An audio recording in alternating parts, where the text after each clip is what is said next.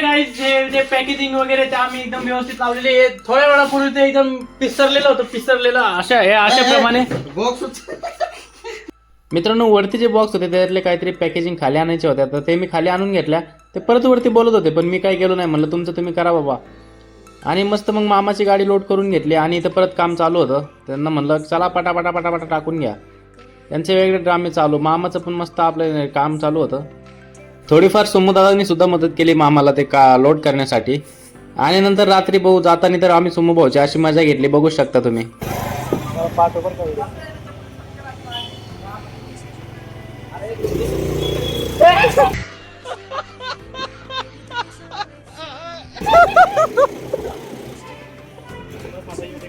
इसी के साथ अपने ब्लॉग को जो एंड करते हैं. ये स्क्रीन गार्ड जो अपन लेके जा रहे हैं और मराठी सॉरी गाइस ये स्क्रीन गार्ड जो हम लेके जा रहे हैं.